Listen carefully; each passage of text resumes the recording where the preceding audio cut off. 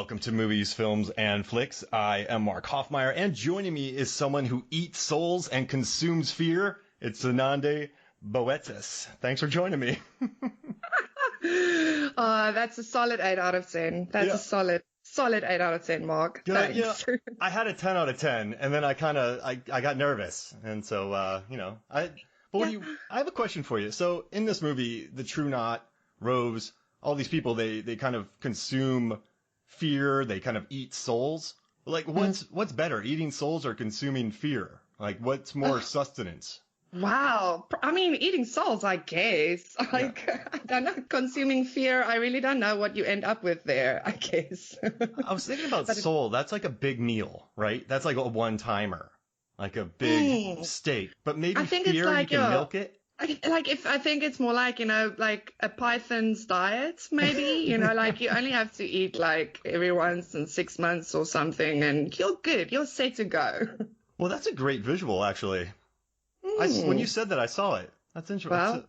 I guess that is kind of like these people. I mean, they've been, ravaging for millennia and just consuming people, and now they just drive around in RVs looking for people? Yeah, exactly. Like, I love the way how they just, like, they don't care at all. Like, and it's very funny for me though, because it's like this whole juxtaposition of they don't fear like consequences, but they actually do fear death a lot. Like that's actually like their whole thing. They want to live forever because they're so scared of dying, and they just go around and do whatever they want. But like, it's just this fascinating. The True Knot is fascinating. I find them fascinating. It's also hard to really choose like the favorite. I mean, Rose is an obvious favorite character, but I would have loved actually seeing more of the other characters in the movie because just a fascinating bunch of people, really. Yeah, I don't really mind some people don't like book adaptations because like it didn't stick close to the book. But like in the book, Dr. Sleep, the characters get a lot more screen time, or book time or page time. I guess obviously because it's spread out of 800 pages. I have a random story for you. So I read this book in 2013, and my wife and I got married. We went on our honeymoon. We took a long flight, and our TVs didn't work, so we just read our books the entire time instead of watching movies. So I plowed through Dr. Sleep, which I don't think you should, in like a day. And when we were on the cruise one night, we left the little patio door that goes outside. I left it open, and I'm telling you, I woke up yelling one night because I thought I saw Rose the Hat, like, staring at me from my balcony. And I just woke up yelling in fear of this character. Like, I was, like, sweaty. I don't know, in the book, that character really got to me. And when I watched the movie, I thought Rebecca Ferguson was just perfectly cast. It's basically what I saw in my head. And when she tells Jacob Tremblay, like, he's like, is this gonna hurt? And she's like, yeah. Like, that's what a tough scene. But I almost laughed a little bit because it's just so mean. Yeah, it's almost, you feel like afterwards you're like, wasn't that a bit over the top? But then no, not at all. Like it was so brilliantly played. And also Jacob Tremblay, oh, wow. Just wow. That kid was amazing. And that scene I read the other day, like Rebecca was like, that was such a tough scene for everyone on set. Like at the end of it, they were all crying, like script supervisors, everyone on set was just crying. And Jacob got up and was like, cool, I'm ready for a Coca-Cola now. Like, the kid's fine and the adults are in pieces. It's just hilarious, really, because what a harrowing scene. I mean, like, it's one of those scenes where when you talk about the movie, it's like, oh yeah, and then that scene, right? That scene. Oh God, yeah. People when I ask for questions on Movies, Films, and Flick Facebook, people just drop that scene in the way. Absolutely. And it's an unforgettable scene because like I also read like Flanagan was like they played with maybe like doing the scene off screen, but he said it was such an important thing to do really because that was like the moment that brought Abra and Dan into action and like really, like start looking at, okay, what are these people? Because this is not okay. We need to do something about it kind of vibes, I think it was handled very, very well. But oh yeah, like I've seen the movie 3 times now and it doesn't get better watching that scene. It really doesn't. I kind of thought about something, and this is a bad thought, but that kid was cheating. He was using his powers to hit every ball. So like, oh yeah. I know that's bad. I mean, what happened to him is horrible, but I'm like, wait a second, that kid was cheating. I don't know if that's a good or bad thought to have, but I mean, he should not have been demolished by the True Knot. Look, if you have the ability, why not use it? I guess, like at least, he was using it in a team situation, at least, like not only for his own gain. I guess. Whoa, Yes, you can argue that. Like, I guess if it was tennis or something, he'd be cheating. But since he plays on a team, they're benefiting from it. Yeah, or like track or something. Yeah, that's a really good point. I like that. I didn't even think about that. So now I like the kid a lot more. That's good. And also, I think it's important that they showed it, because don't you hate it in movies when, like, oh, that person is so bad. Oh, if they get a hold, when I get a hold of you, it's gonna hurt. But in this one, you see what happens when they get a hold of a child. The stabbing, the hurt, the pain. So later, when Abra, when you know she's being hunted, you know what happened to Baseball Kid. So it just makes it, exactly. It's like a tough scene, but for the viewer, you know, they showed, they didn't tell. And I think that's what makes it even, like, that's what, then you really worry about Abra, because you saw what happened to that kid. Definitely, and because it's about the torture, you know, it's not like they just killed the kid, it's about they torture the kids. So in the movie, they keep on saying, you know, like, when Dick talks to Dan as well and tells Dan, you gotta help her, because they're gonna torture her, you know, like, it's not gonna be like sweet, quick, there, over, done, you're dead now. Like, I mean, that's horrible too. Don't get me wrong. Jeez. Tricky talking about this movie, really. Yeah. But yeah, like the torture just makes it so much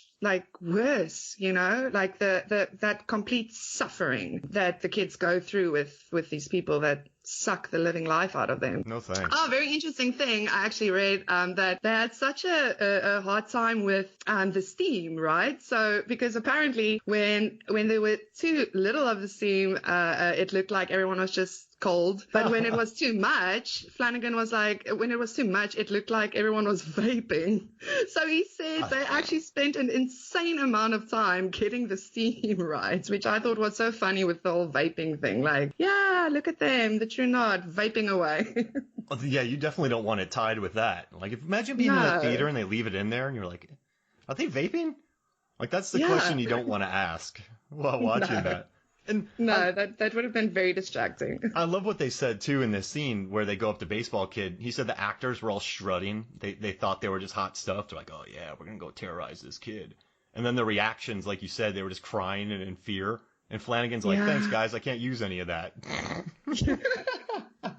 I mean, like, personally, the thing is, you think about it, and like, yeah, Rebecca was like, you know, I'm acting, it's whatever, and that our immediate reactions too. It's like, yeah, it's just acting, I'll be able to do it. But then hearing how everyone was traumatized, and then seeing how good Jacob did it was just like, yeah, I don't think I would ever want to do a scene like that, actually, because, you know, I think it's something that stays with you for a very, very long time. Yeah, for sure. And that kid, they brought in just the perfect kid. And he worked with Flanagan before on Before I Wait. So that probably helped out Flanagan getting him back. Like, there's probably trust there. Absolutely. But I mean, Flanagan's, can we just geek out over Mike Flanagan, please? I am the biggest fan. Oh, like the only film I haven't seen yet is Absentia, just because I can't get my hands on it here in South Africa. Like, I'm having a really hard time. So yeah, if anyone's listening, send me Absentia. But I love his films and I love his casting in general. Like, he casts such like great actors, but they're also normal, if I can use that word. Like, they're very real. Yeah. Like, there's a lot of, they're real, and I think that's how they can so easily bring out the humanity in his characters, because his characters have a lot of realness and humanity to them, and I just love it. Like, his stuff's so character-driven, and it works. It just works. Like, we've been, like, it's kind of cool seeing him blow up, because I loved Oculus. I thought the mood they created in that, and then Hush, which we talked about on the podcast in 2016, just like raving about it. He likes a lot of housework. He'll do Oculus, which is inside a house mostly. Right. Hush is inside that house. Gerald's Game is inside that room. The Haunting of Hill House, that's easy to explain. I guess they go to the Overlook on this, but it's kind of nice to see him successfully branch out to much bigger budgeted stuff. And I mean, absolutely, he nailed it. Absolutely. But I don't know how he does it. Like, the tone, right? Like, what's like Oculus, right? It builds like almost an oppressive tone, would you say? Like, it's a weird feeling watching a couple of his movies, like the mood he can capture. And like Gerald's Game, imagine working on that film set, because you're just in a room mostly. So you got to make that look visually interesting for 80 minutes. Like, that's a nightmare as a filmmaker, and he pulls it off. You don't even notice. Yeah, everyone was like, I haven't read Gerald's Game, but everyone was like, this is impossible to film. Like, it's the book that's just impossible to film. And I mean, I watched Gerald's game and I thought it was absolutely fantastic. So the fact that he can do all these things just shows he's got a very good understanding of how to put horror onto a screen. And especially like if we talk about King's stuff, because it's so nice to kind of compare it to the books and everything. He really gets that feeling, that dread the whole time, but it's so story driven and character driven. Like the story has been driven by the characters. He nails it. Like he's really very good. I think, yeah. Does he also suck souls? Like, what's happening? Yeah, he's doing something squirrely out there. What's his secret? That's question. I wish I could. Imagine if we asked him, like we met. What's your secret? Like, how do you? It's a. Yeah.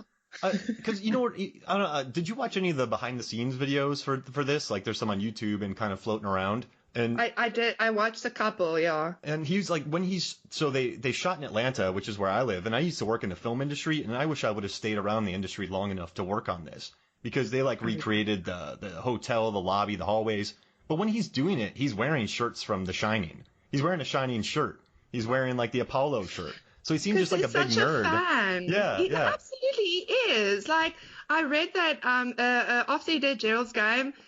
Stephen King emailed him to tell him congratulations, and he loved it. And he printed out the email and framed and hung it on his wall. Like he's just a big fanboy, and I love that. I just love that. He's very he feels like a very down to earth type of person, and to have someone like that in the horror genre in general, I think for a lot of us horror fans, you know, we really appreciate him, because the things that he's doing is just so. Like, I love the fact that he's not just out to get jump scares or just like gore for the sake of gore. I mean, that's something that like a lot of us appreciate, you know, and it's, the themes in his movies, it's very like real, and it's stuff that, yeah, we should maybe, you know, have more in movies. We should talk about it more. Like, I just love that. He feels like a breath of fresh air, really. And everything he does is like, he just gets better and better. And he loves smashing hands. I don't know if you've noticed that in his movies. This is what I wanted to. Yeah, remember I told you the question about the hand. What is it with him and like mutilated hands? I mean, what is that? What's your favorite of his? I gotta go with Gerald's game, just because of the how much emphasis. Hush. Hush. That's your favorite when you get smashed. Because I did not see that coming at all, and I was like, this woman has been through everything, and now you're doing this to her hand too? Why? And I mean, because that was kind of a turning point for her as well. When he smashed her hand, like after that, she was like, well, okay, asshole, let's dance. I loved it. And the mask came off so early in Hush, and that made me really happy too. Like, it's just... Because, all right, I don't know how you feel about... I love Strangers Pray at Night, but the Strangers I don't like. Because I don't like those three. I think they're pretentious, and they're not scary. Yeah. And I think they're just sort of... I don't know. I don't like them. Like, they feel too stylish for me. So by him taking off the mask, it just made it more real and appealed to me more on that level, which I did. Absolutely. And I think, like, because, yeah, I agree with you. I didn't feel anything for them. Where in Hush, yeah, take off the mask... Whoa, now I'm feeling stuff. Now my brain's going. Now I'm engaged. Who is this guy? Like, he was way more creepier without the mask. Great mask, but yeah, I think we've done a lot of masks now. You know, I think we know the mask thing by now. So I loved it when that mask came off, because yeah, it's something that you don't expect. And I think it worked just beautifully. But yeah, the mutilated hand thing, I mean, Flanagan, if you ever listen to this, please address your obsession, apparently, with mutilated hands. So we have two questions now that we can come up with. Like, wait, how do you do it, and what's up with the hands? I guess we can do that. Yeah. Come up with 5. We got a cracked article. Absolutely. And we can start it with, Dear Mike Flanagan. And I gotta tell you, like, the job that he did on this Dr. Sleep, I don't envy him. Because, so do you like The Shining, Kubrick Shining? Are you a fan of that movie? Listen, I like it. I think it's a good movie, but I won't say I'm a fan. It was very cold for me, like, in a way. I think it's got its merits. I think there's a lot of stuff that were very well done. I also think for the time that it came out, you know, Kubrick and everything. But yeah, I'm not that big of a fan. Got it. Because he had to, like, right? He had to, like, he couldn't just do the Dr. Sleep book, because in that one, the Overlook Hotel's burnt down. Most of these people are killed by measles, the true knot. They get a sick, steam, I guess, vape. They vape. Yeah. They eat someone and then, and they all measles. start dying, and then they go back and, like, just all that. Then you learn that Abra is, like, the niece of Danny, and it's kind of longer. But this one, he had to, like, combine The Shining and Dr. Sleep. So he had to keep the Overlook open, and then he had to combine both and make both fans happy, and he succeeded, I think. I think fans of Stephen King loved it. I mean, Stephen King can't stop gushing about it. And then people who liked the original Shining, I think, got all the beats, like the music, the heartbeat score, the hotel, the same ghosts. Like, so I think he hit all the bases on this. But that's got to be a sleepless year writing this script, just trying to figure out a way to balance it. Yeah, exactly. That's why I want to know, what is this guy like eating or consuming? Because it's just, I mean, I was very surprised because I only watched the movie, in February this year? I couldn't watch it in the theaters last year for multiple reasons that I won't bore you with, but I actually felt very bad about it after I heard about it bombing at the box office. I was very mad at myself then, but anyway, so yeah, when I watched it, by then I've read that, oh wow, he married the three basically, because it's Kubrick's version, King's version, and then his own. I love it that he still put his own mark onto it. Like, it was just beautifully done. I loved how he pulled everything together and made it his own, but also honoring everything. And because I think, with something as legendary as The Shining, you can't just discard the fans. That would be, I think that would be arrogant in a way. But it's a fine line, because you can't just, we've seen this with pop culture in general. You can't just please the fans all the time, I actually, for instance, talking about, the differences between the book and the film, like, I had no problem with him keeping the whole, they're connected, there's a bloodline thing out of it. Because honestly, like, I think that would have felt way more to, like, Star Warsy at this point anyways. Like, so I'm actually glad he just kept that out, because it doesn't matter. It doesn't matter. And, a lot was asked of Kylie Curran as Abra Stone. This is one of her first movies, and I wouldn't have guessed that. I loved her performance in this movie, and I kind of, when she walked through Rebecca Ferguson's, I don't know, little badass. Yeah, force, what do you call it, like force projection or something? She just walked right through her. That made me so happy. And that's a tough role for a kid, I would say, but she pulled it off wonderfully. I dug it. I dug what she did in this film, and I liked her with Ewan McGregor a lot, too. Absolutely. Yeah, so I think she fitted into, like, she was great opposite Rebecca. She was great with Ewan. Like, she really owned it. And she did it so naturally, which I love too. Like, I really believed, ooh, this girl is a shiner. Just the opening scene. Oh, you know what is one of my favorite scenes in this movie is when, in the beginning, when she does her abracadabra and she has the spoons hanging up to the ceiling, and then she kind of says something and then all the spoons fall. But that little shimmy that Rebecca Ferguson does when she feels the thing, it's just so it's so, it's a shimmy, right? Is it like a little... It's a little shimmy. It's a little with her back. I love it because she's acting with her back there. Yeah. Like this little back shimmy. I'm like, ooh. I should write an article about that. Back acting. Back acting, yes. No, very important. I think John Travolta, if you want to be taken seriously. John Travolta's good in Saturday Night Fever. Like the way he walks and like moves around. There's some good back acting there. But listen, the way Rebecca moves in general, I mean, honestly, like there where she, in the end at the Overlook Hotel when she goes up the stairs, she just the movements in general was great in that movie. Like she's just fantastic. She said she had a movement coach on this one. And so the movement coach that she had actually like walked her through a lot of the, like, I guess to move around them, they wanted her to be like kind of like insect-like, to get all the stuff out of her. So she said that she adored the woman who did that. And you're right. Watching that staircase scene, I didn't even think about it. But in the original, it's Jack, Shelley Winters is walking back with the baseball bat, afraid of Jack. And in this one, it's Dan afraid of Rose. And I liked her menace in that. But I also think it's true. Like their hubris got them killed. I think they're just so used to being all powerful, and they kind of got played in that. And I like it. I think that's the way you defeat these people is by them just not. They're used to people being afraid. I don't think they're used to people being on the offensive against them.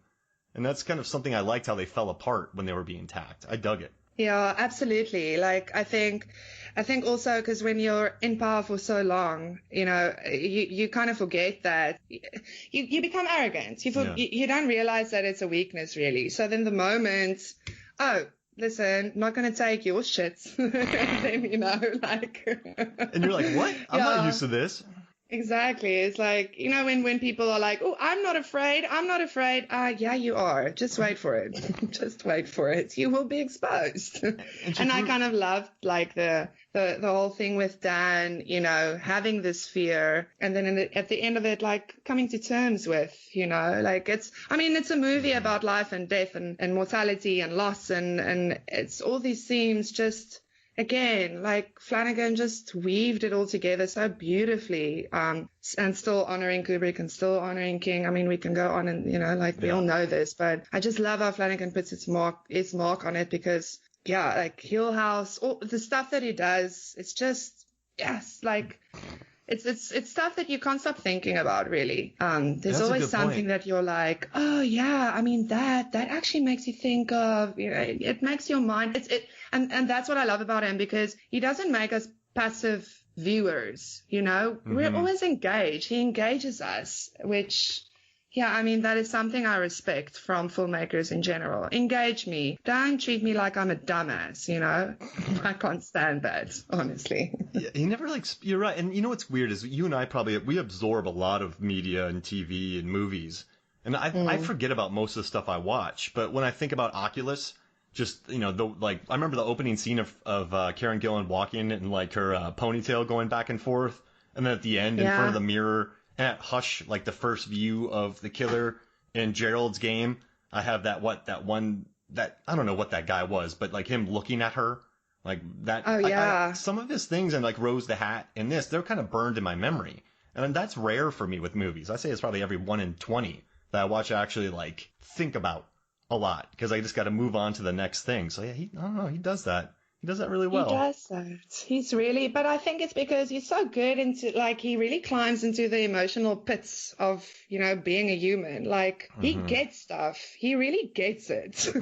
Like, I think that's maybe the thing that impresses me the most about him is he gets, like, human existence and what it means to be a human with our fears and our horribleness and our wanting to be good and our being sucky and everything, like the whole range. The deep range that, nobody really likes to talk about, I guess.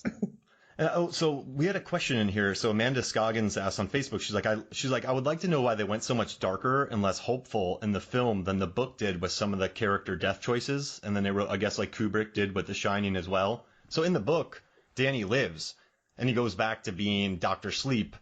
Oh, what a great scene when his first Dr. Sleep scene with the cat, right? That guy. Isn't that guy so good?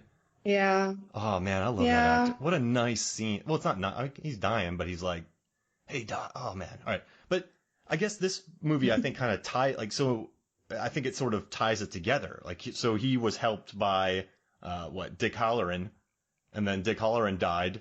And then so he kind of does that for her. Like he kind of passes on and sacrifices himself for her.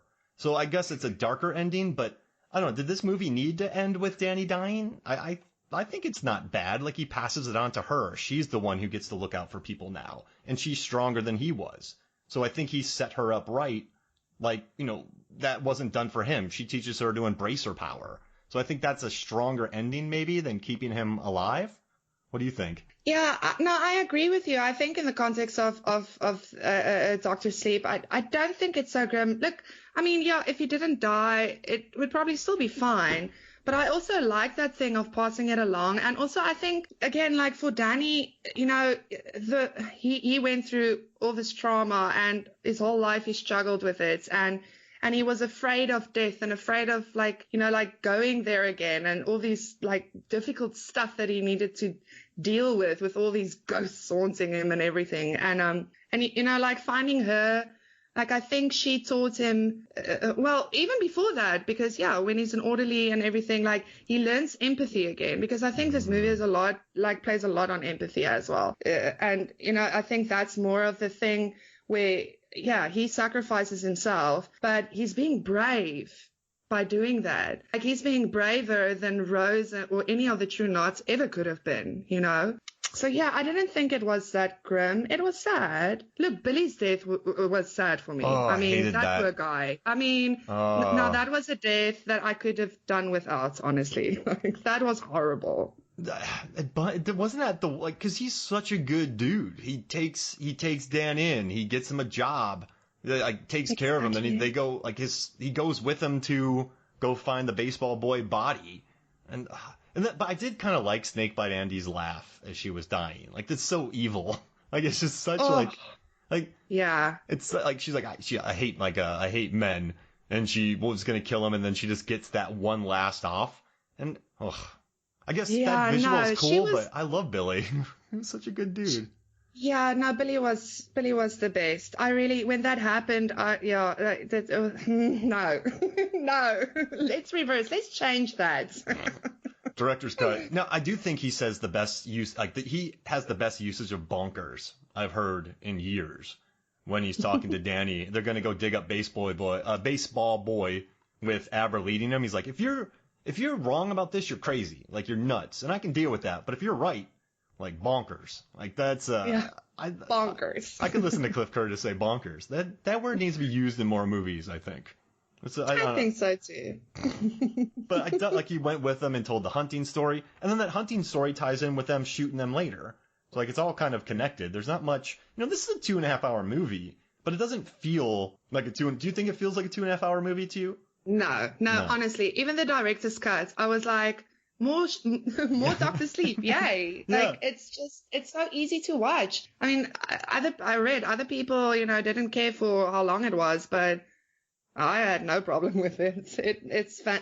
And that's actually saying a lot, because in general, I don't like movies that are longer than 2 hours. So, but yeah, this was something else. I could have 4 hours of this. Mike Flanagan, we can have 4 hours of Dr. Sleep. Thanks. Director's cut, take 2. Yeah, the director's cut. Maybe we can invent that. So there we go. That answers the question. Johnny Numb, he's on this pod a lot, and he's like a great horror. He writes a lot about horror movies. Really great writer. He asked, which version do you prefer, a theatrical or director's? And I just want the director's. I want 4 hours of this. Like, give me more. That's the thing. Yeah. That's the thing. I don't care. Like, the theatrical cut was great too. It wasn't like so much worse for me than the director's cut. Like, a lot of people were like, oh, the director's cut is so much better. I was like, well, I felt what I needed to felt with the theatrical cut as well. So, but the thing of having more Dr. Sleep, yes, I'll always take that. Thank you very much. Give me more souls and give me more fear. I'll take that. And give me more, and the dialogue is so good between everything, because I think it's such an interesting like story, really, because you've got the shine, and I think it can very easily come off as corny almost. Like, I can't think of a better word. Yeah. The shine. Oh, you got the shine. But I think that's also because I've seen a lot of people ask, okay, but what exactly is the shine? And then people are like, oh no, it's like telepathy and clairvoyance and what.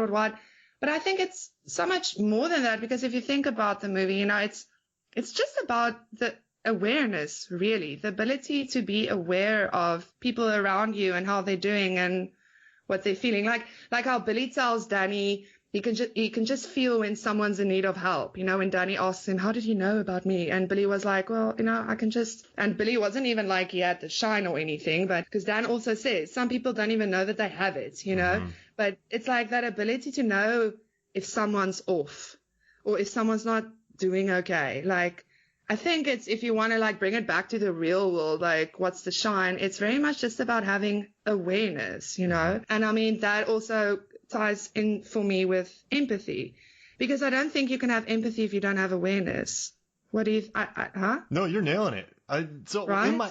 in my head, I'm thinking about how much deeper you went with this movie. I'm thinking about the word bonkers and stuff like that. And you're dropping some truth bombs on me. And I love this because it's true. It's just the awareness, right?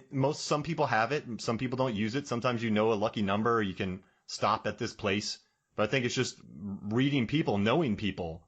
Wow. Exactly. That feeling that you get when you meet someone and you're like, I like this person. This is a good egg. Or, oh no, why is this person giving me the creeps? I don't even know them. You know, like that sort of stuff. It's a very acute sense of awareness, really, that some people have and some people don't.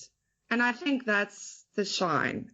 And then you can kind of maybe become like a predator with it too. You could use that. That's the thing. Yeah. Absolutely. What you do with it. You can manipulate people and gain everything for yourself and whatever it is that you want. Think you can live forever, be invincible. I mean, like we know of people in the world like that. So, I think, it's that. And the responsibility of, and I think that's where the whole consequences of, how the true not, they don't fear consequences. That's how they can just like do what they do to kids. Mm-hmm. But a fear of consequence, I think, is a good thing in a way, because that's what helps us to overcome addiction, and all of that. So I think that also ties into the movie, Wow. Man. Yeah, sorry. This is like, I love honestly, this movie is very close to home for me because I had a traumatic childhood. I can relate to Danny a lot. So, I'm going to come with the deep stuff. But we'll also keep it light and say bonkers at least every 5 minutes, at least. I feel the same way about the movie Take Shelter. Like, I would get very philosophical about that movie. That movie, like, hits me. Just thinking about it, like, really gets me. So, I know, I guess I don't know how you feel, but I kind of know, like, looking into the characters and the shots and explaining the motivations. I definitely know where you're going with that. Yeah. And I think that's to also go back to a previous question that, like, when you asked me how do I feel about The Shining, I think with The Shining, I didn't really connect with it that much. And yet it was also very close to home for me. Like, my dad, he wasn't like, he struggled, and we had a lot of shit with that. And, but like, with this one, I felt, and maybe because it's from Danny's point of view, being the kid that had to go through that childhood trauma, and dealing with it. I mean, that whole thing when he gets his 8-year coin and he talks about sobriety and he talks about his dad, like, it was so accurate, Mark. I can't tell you. Wow. Like, extremely accurate. Like, that is how it is. You feel like you want to run away from, but you also want to run towards, because, like, it's how Dick says, we all have a bit of light and a bit of dark, like, even Jack Torrance had a bit of light in him, even that we didn't really get to see much of it. It was there, but it's like this whole process that you have to go through. And, but I loved, like, the end of the speech where Danny ended it saying that, his sobriety was for his dad, and that he kind of did it for the both of them because Jack Torrance never could do it. Oh, dude, so accurate. So accurate. I thought at first his performance maybe was a little what was I trying to think? Like, understated. Like, I didn't know if he, but then I guess I watched it again and I picked up a lot of those notes a lot more. I really liked that. I found more nuance, which obviously you do the more times you watch things, but I found a lot more nuance. Like the way he's I call it The Shining. Like, that could sound goofy in another actor's words, but the way he said it, like, I think Ewan, I mean, he's been acting forever, but he got this character, and I think he was able to really kind of deliver the earnestness of it, I guess, and the helplessness. Oh, yes. And I dug that. Yes. I don't know. No, he played Danny with such humility, and I think that is what was really the winner. Mm-hmm. Like, he played him down as well. Like, you could see the little boy in him, really. And I think that is like, like that what makes his story so sad. But then to see him grow throughout the film, it's just so beautiful. That's why I don't think the ending is really grim. I think he was like, at the end, he was at peace with it. Mm-hmm. And I think at the end of the day, that's the most important thing you can hope for. Like, how would you like to end your life? At peace. That would be great. And, wait, I had something good. I forgot. Because, no, you're right. I mean, he ended up really happily. And at the end, Abra was able to say that her dad was at peace. So I really appreciated that. Like, it was a neat scene between her at the end where she finally started using her powers. And you know what's interesting? Her mom didn't really like when Abra used her powers, but she would lead her leading questions to get her to use her powers. Did you notice that? Yeah, that was interesting, like something in the director's cut that was also like, there were more of that in there because, Yeah, I mean, that whole thing also about kids kind of suppressing, their abilities or their stuff whenever, like, an adult would look weird at them and they're like, okay, no, I shouldn't do this because obviously they don't like that. And I so felt for her, that her parents were like struggling to deal with it and she couldn't just be open and honest with them. But yeah, I found it interesting that, okay, so mom doesn't want to deal with it, but when someone's apparently sick, then she wants to know, is she going to make it? Is she going to live? Then it's fine. Then Abra can use her powers. And I'm like, yeah, doesn't really work like that, mom. You can't just like whenever it suits you. Yeah, I noticed that. I thought that was a little squirrely, like just kind of but I like that. I think parents would do that. Like, I don't want to believe it, but if it can help me win the lotto, I'm going to ask. Yeah, no, exactly. I mean, it's very real. Again, what makes it so good, the way Flanagan does it, you can always like, in some way or another, you can bring it back to the real world. And it's like, yep, that's how that'll play out. And Danny, like, he was telling her not to use his powers, but I don't think it was coming to a place of you can't do it. It was just coming from his experiences with his dad, with kind of like his growing up, with his alcoholism, with his like, the history of growing up, the way his mom would look at him. So I don't think he saw it as you can't do it. I just think that's the way he lived. And that was like what got him. Does that make sense? So I don't think he was telling her you can't do it. But I think it was more of like, once he figured that out, he's like, oh, shoot, I was wrong. But I kind of liked how he came to that conclusion at the end. And it wasn't from like hubris. It was just from his life experiences. Absolutely. He was just like basically projecting his own fears and his own like struggles with, controlling it and everything onto her, really. I think it was more just projection, I think. All right. So, hey, quick, let's do something real quick. Let's take a quick break. And when we come back, we will talk more. I already forgot the name of this movie. That's how much I've been getting into this. We'll talk more Bonkers. Dr. Sleep. Bonkers. We'll talk more bonkers. Bonkers, Dr. Sleep. We'll be right back. Welcome back to Movies, Films, and Flicks. And I never mentioned this in the beginning, but I just want to say thank you for writing that article that I loved on Cracked about people who did. Let's see, I'm pulling it up right now because I thought this was a great idea. 6 insanely complex pop culture mysteries solved by fans, and you included my It Follows data on this. And then because of that, I was like, well, this is fun. Like, you included my data, and like Adam Weir's wrote about one of my like random data pieces before that. So then that gave me like the guts to talk to the people at Cracked, and then they let me start writing for them, which was really cool because I loved the podcast back in the day. So I just want to say thank you for writing that article to get me going with Cracked. You're welcome. No, that's actually so cool. Like, I loved it when I saw your name starting to pop up in the column section because, yeah, when I did research on that article, I stumbled upon your website where you did all your wacky data stuff. I love it. What's it called again? It's the data. Oh, I just call it dumb data. And it's like movies, films, and flicks.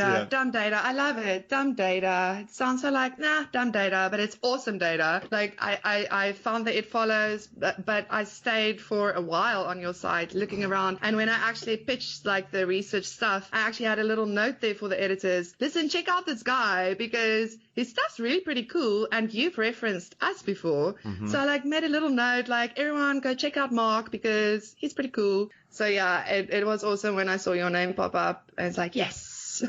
Yeah, I one of us. Well, I call it dumb data just because. All right, so maybe I'm a little defensive about it because it's silly, but a lot of people on the internet are just so like, this is dumb. So I think I got defensive, and I'm like, it's just. So basically, I tell people I just want them to chuckle. Like, my stuff won't change any lives, but it'll just get people laughing about whatever it is.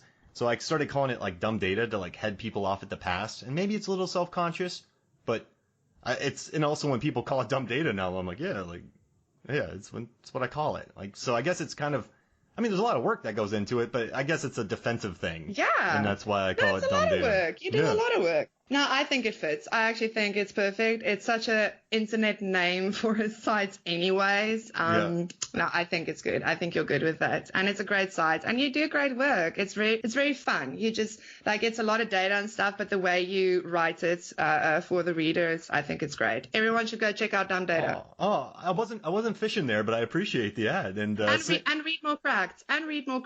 Yeah. And like, look for your stuff. So, I mean, you know what, in the post for this, like I write one for each. I'll just include the links to your work with bunny ears and Cracked, and then I'll include your like Twitter, so if people can come check you out.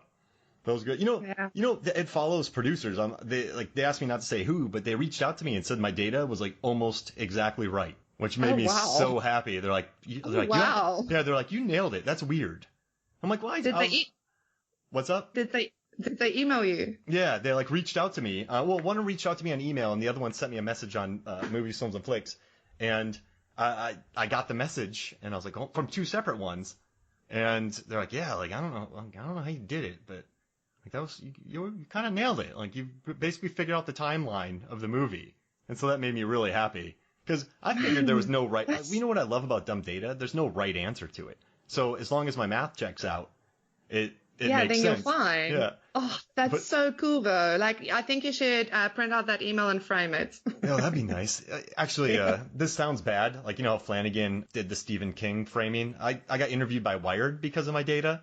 And so I got profiled by them. So my wife went and got me like a custom frame of the interview in there. Oh, but I love it. That's so cool. I mean, that's so cool. Like, not everyone, like I just want to get my love of Deep Blue Sea out there. And you love Deep Blue Sea.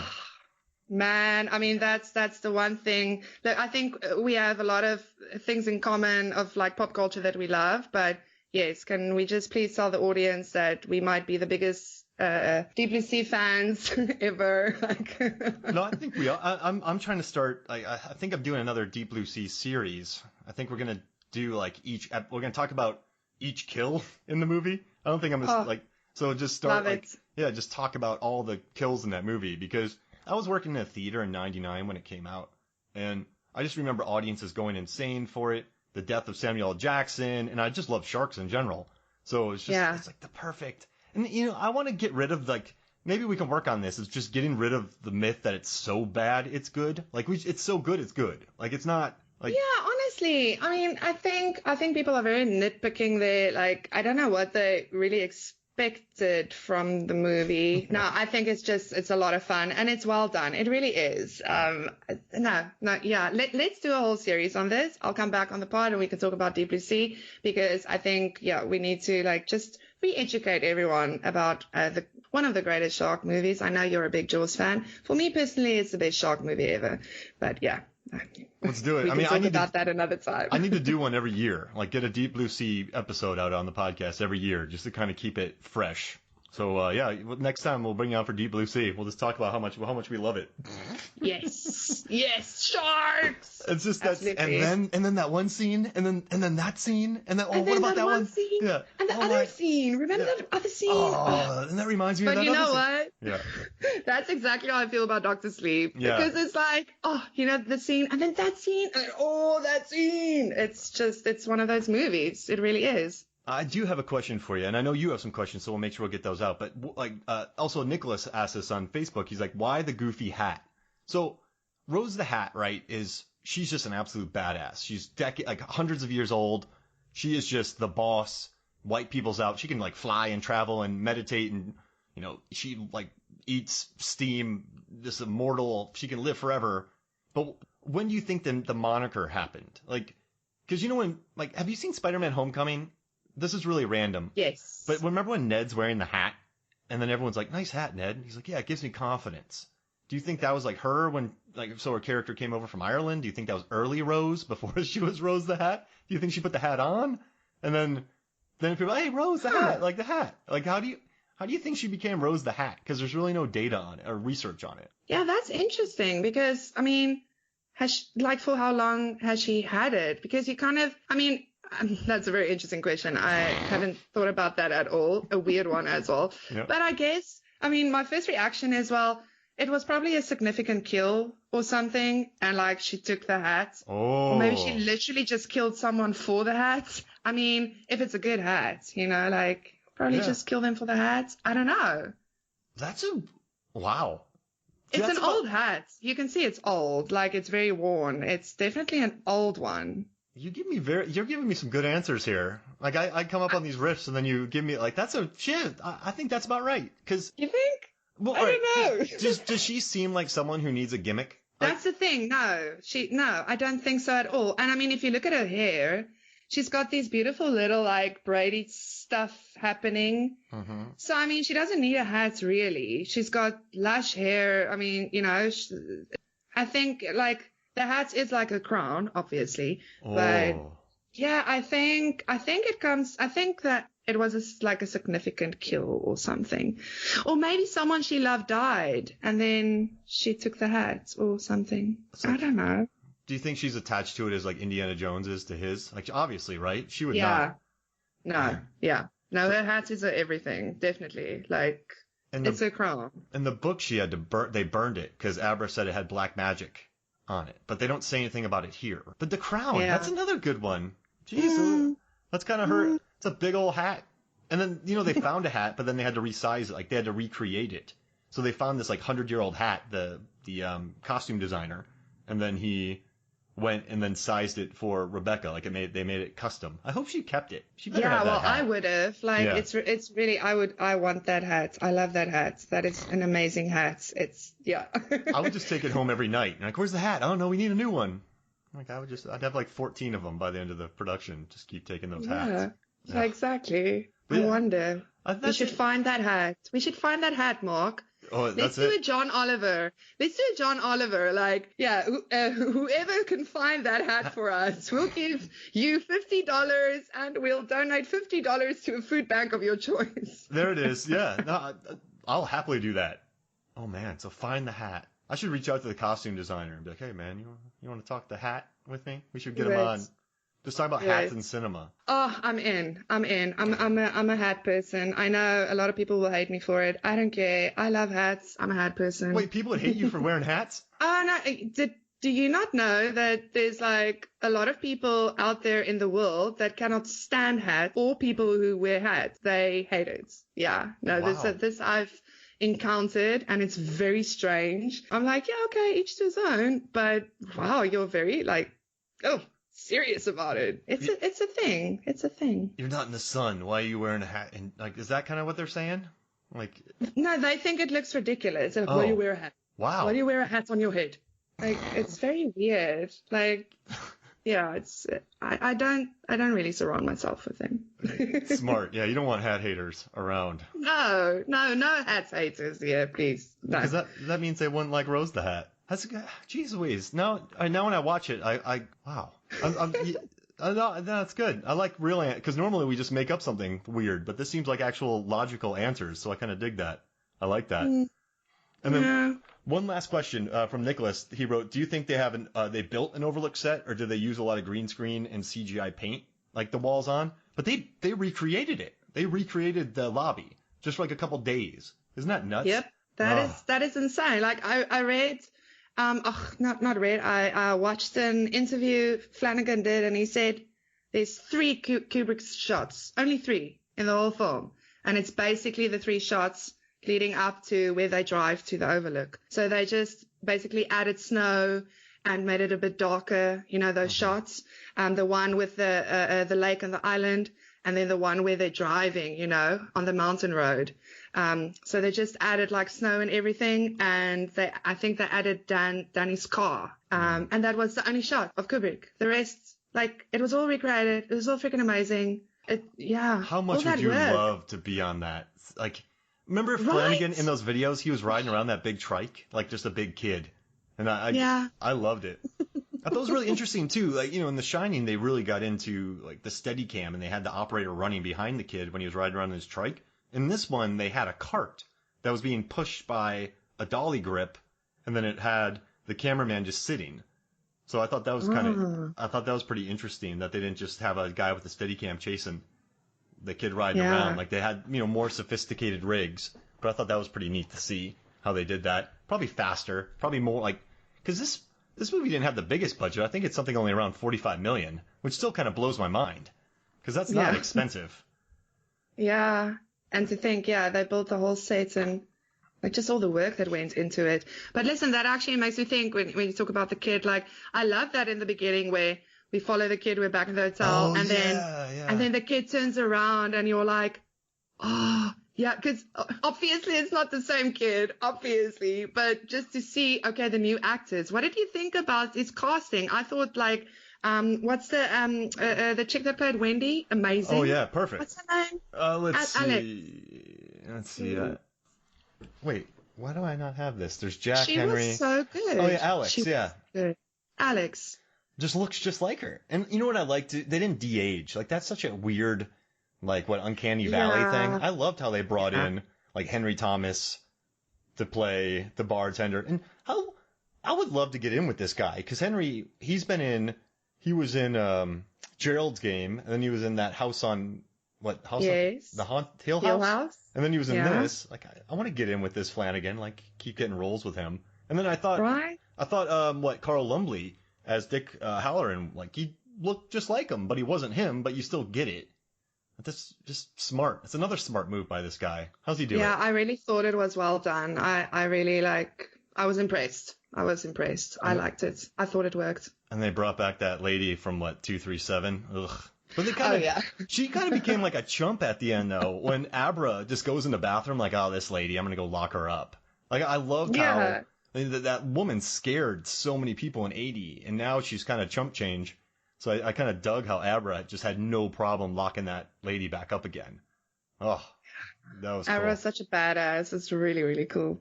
But listen, I've got a question for you now. So, because I mean, no, it's nothing like. I know.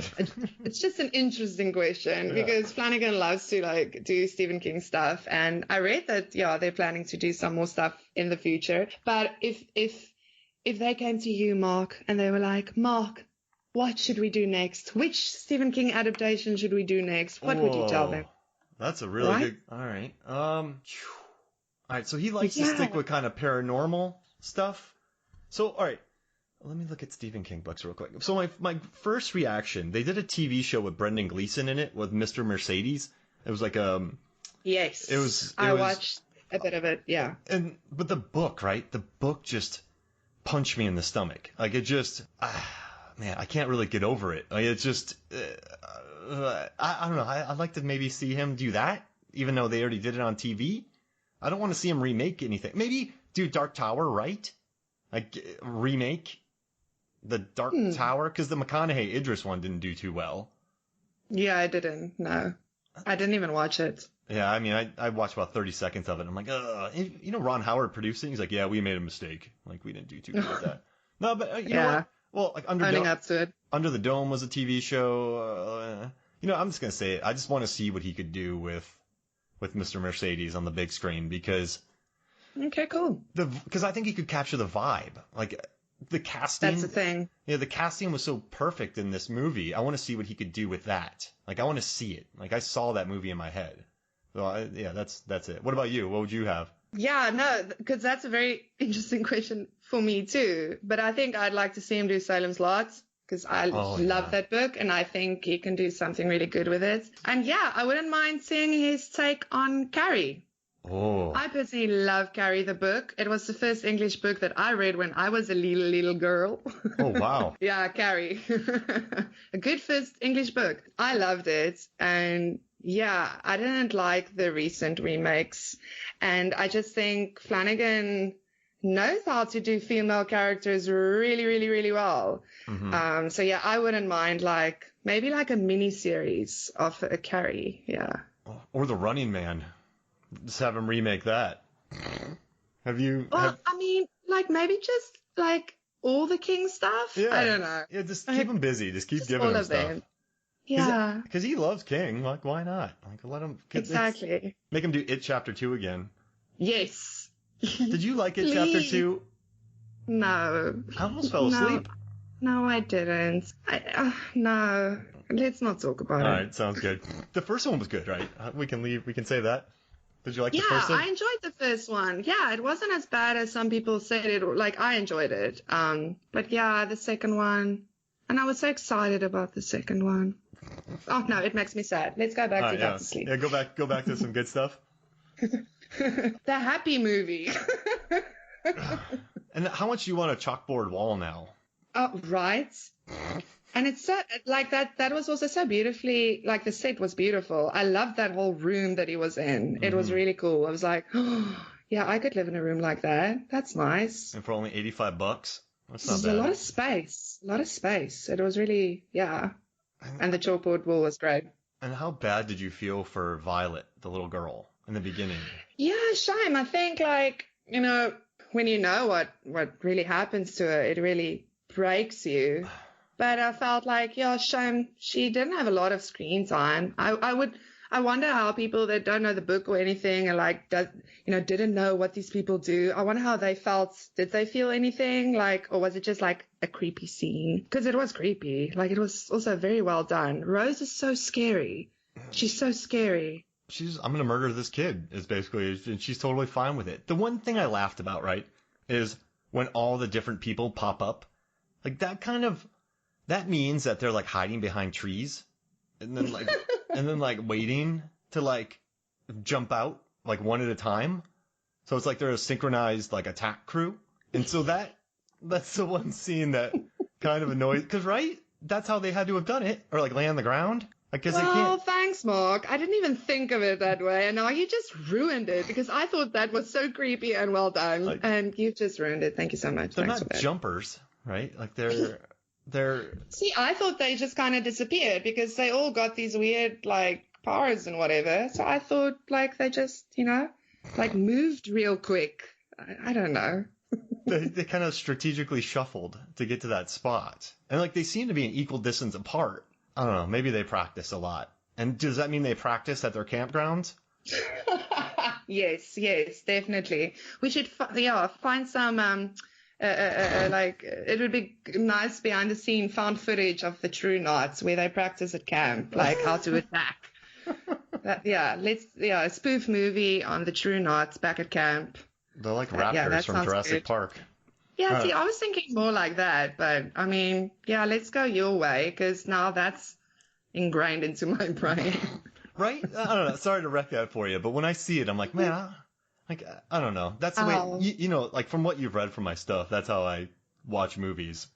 So but that's why I like talking to you about this because, yeah, you always come with interesting angles that, like I or other people don't necessarily think of. And it's like, thanks for making me think about that, Mark. Good stuff. I really hope the next time you watch this and you see it and you're like thinking about them rolling on the ground or like hiding behind trees to like perfectly scare a child.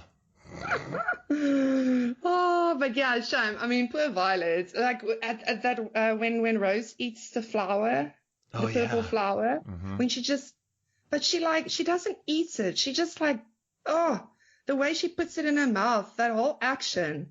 I was getting goosebumps. I was like, yes, this woman. She's much. And then they took a dig at Violet later, didn't they? Like, yeah, that last girl didn't last long. It's like, geez Louise, you guys have lost. Yeah. You guys have lost any, like, empathy that you have. Just kind of referring to that little bugger. Kind of insulting her. Absolutely discarded her. Like, oh, that was nothing. Like, and I think that also just, showed how just absolutely terrible they were. Like they really had no idea of the consequences or didn't care. Like, and it's a kid. It's a kid. Yeah, and you know what though? I'm still glad the baseball kid. We saw that. I think that movie needed it. Like they showed kind of like if they'd have done to the baseball kid what they did to Violet, would you have taken him as seriously? That's the thing because they never show us what they did to Violet. So. It's like, okay, they take the kids. Oh, maybe they're just keeping them somewhere, feeding them nice snacks, and I don't know. So, they really had to show that as hard it was to watch and is still. Like I said, I don't think it's ever going to get easy to watch that scene. Yeah. And the last thing for you, like they're kind of saying in this movie that police won't mess with them and they're really rich. Did you get that vibe from them? Because I didn't really get that vibe. Like they seemed more like...